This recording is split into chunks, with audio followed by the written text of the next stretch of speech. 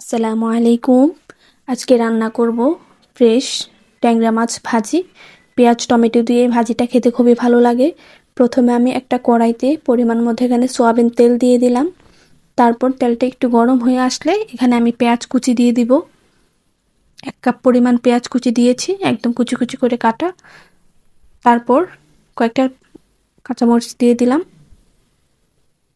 কাঁচামরিচটা আপনাদের পছন্দ মতো দিবেন, ঝাল বেশি খেতে চাইলে আরও বেশি করে দিবেন। তারপর আমি একটু লবণ দিয়ে দিলাম, একদম সামান্য লবণ দিয়ে দিয়েছি। এ পর্যায়ে লবণ দিলে পেঁয়াজটা নরম হয়ে আসে, ভাজতে ভাজতে একদম গলে আসে। এই যে পেঁয়াজটা হয়ে গেলে এখানে আমি ছোট সাইজের 2টা টমেটো কুচি করে কেটে দিয়ে দিয়েছি। তারপর এগুলোকে একটু নেড়ে চেড়ে একটু নরম করে নেব। এই তো একটু ভাজা হয়ে গিয়েছে। এ পর্যায়ে আমি এখানে বাটা মশলা দিয়ে দিব। এখানে দিয়ে দিয়েছি 1/3 টিস্পুন রসুন বাটা, 1/3 টিস্পুন আদা বাটা। তারপর লবণ দিয়েছি 1/2 টিস্পুন,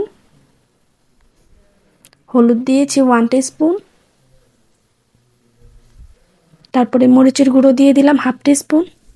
তারপর আমি জিরার গুঁড়া দিচ্ছি 1/3 টিস্পুন। এই তো এবার একটু পানি দিয়ে এটাকে একটু নেড়ে চেড়ে নিব যেন মশলাটা পুড়ে না যায়। সুন্দর করে নেড়ে চেড়ে এটাকে মিশিয়ে নিব।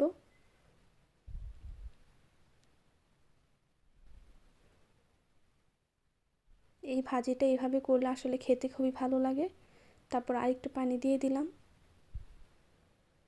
পানি দিয়ে এবার এটাকে ঢাকনা দিয়ে কিছুক্ষণ কষিয়ে নেব। তারপর 3-4 মিনিট কষানোর পর ঢাকনাটা উঠিয়ে আবার নেড়ে চেড়ে দিচ্ছি। এ পর্যায়ে আমি ধুয়ে রাখা মাছগুলো দিয়ে দিব। এই যে মাছগুলো দিয়ে দিয়েছি। অনেকে এই মাছ ভেজেও রান্না করে, আগে লবণ হলুদ দিয়ে ভেজে রাখে। তবে আমি ওইভাবেও ভাজি করেছি, এইভাবেও করি মাঝে মাঝে। এভাবেও খেতে ভীষণ ভালো লাগে। মাছটা নরম থাকে, খুব বেশি শক্ত হয়ে যায় না, এভাবে করলেও খুব ভালো লাগে। যেহেতু এগুলো ছোটো সাইজের, এগুলো আর ভাজার প্রয়োজন হয় না। এই তো এবার একটু নেড়ে চেড়ে দিচ্ছি, আবার ঢাকনাটা উঠায়। হালকা হাতে নাড়বেন, নয়তো আবার মাছগুলো ভেঙে যাবে। তারপর আমি এখানে পরিমাণ মতো পানি দিয়ে দিচ্ছি।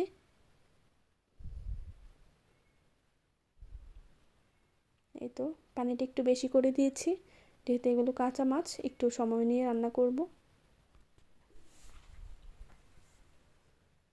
তারপর আবার আমি এভাবে ঢাকনা উঠিয়ে 2-1 বার নেড়ে চেড়ে দেব। ঝোলটা অনেকটাই কমে আসছে। এই পর্যায়ে আমি এখানে সামান্য একটু ধনিয়ার গুঁড়ো দিয়ে দিলাম, একদম অল্প পরিমাণে, আর কিছুটা ধনিয়া পাতা দিয়ে দিব। এই তো রান্নাটা শেষ, ঝোলটা একদম টেনে আসছে। এ পর্যায়ে আমি এটা উঠাই নিব। আপনারাও এভাবে রান্না করবেন, খেতে খুবই ভালো লাগে এটা। এই তো আমার রান্নাটা হয়ে গেছে, মাশাআল্লাহ।